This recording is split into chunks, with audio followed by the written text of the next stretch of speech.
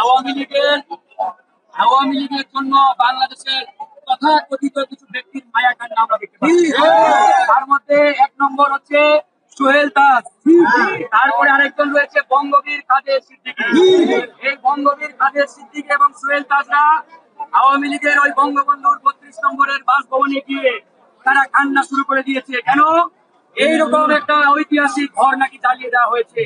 আমরা এই বঙ্গবীর কাদের সিদ্দিকী এবং সোহেল দাসদের বলতে চাই, এই খুনি হাসিনা বাংলাদেশের হাজার হাজার মানুষকে খুন করেছে। এই বঙ্গবীর কাদের সিদ্দিকী, আপনি কি এই খুনি হাসিনার যে খুন করা ব্যক্তিরা রয়েছে এই ব্যক্তিদের বাড়িতে গিয়েছিলেন?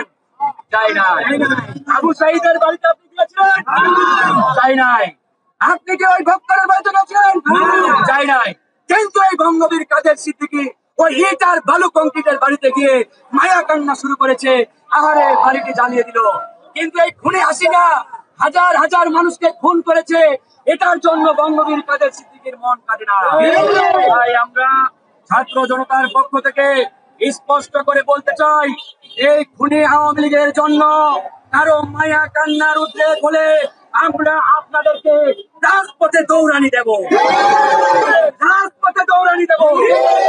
আমাদের বক্তব্য পরিষ্কার, বাংলাদেশের টেকনাফ থেকে তেতুলিয়া কোন একটি জায়গায় আওয়ামী লীগের নাম নিশানা রাখা যাবে না। বাংলাদেশের প্রত্যেকটি জায়গা থেকে এই আওয়ামী লীগের নাম নিশানা মুছে ফেলুন। কথা পরিষ্কার, আওয়ামী লীগের কোন নাম নিশানা এই দেশে আমরা রাখতে চাই না। তবে সরকারি সম্পত্তি থেকে হাত দিবেন না, অফিস আদালত ভাঙচুর করবেন না। এগুলো খুনি হাসিনার সম্পদ নয়, এগুলো আমাদের সম্পদ। কারণ আগামীতে এই অফিস আদালত কল কারখানা আমরাই চালাবো। তাই দয়া করে এগুলো ভাঙচুর করবেন না। তবে আমার মূল যে মেসেজ আমি আবারও বলছি, বাংলাদেশের ৫৬,০০০ বর্গ কিলোমিটার এলাকা থেকে এই খুনি হাসিনা আওয়ামী লীগ শেখ পরিবারের নাম কিয়ামত পর্যন্ত যাতে কেউ না নিতে পারে সেই ব্যবস্থা। জিয়াউর রহমান জীবনে যদি ভুল করে থাকে, আমি একটা ভুলের কথা বলবো।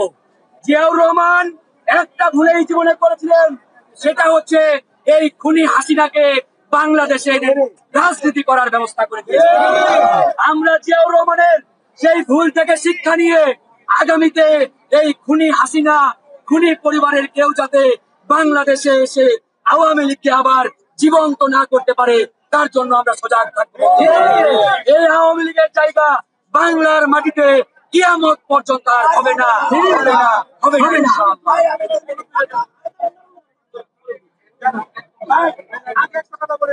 আমাদের অনেক সাংবাদিক ভাইরা অনেক কিছু এখনো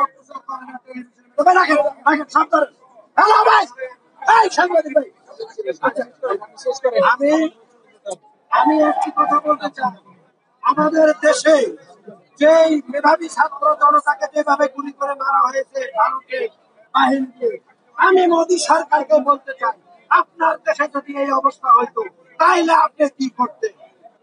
এই কথার উপরে আমি বলতে ছাত্র সমাজের একশো, শিক্ষক সমাজের একশো,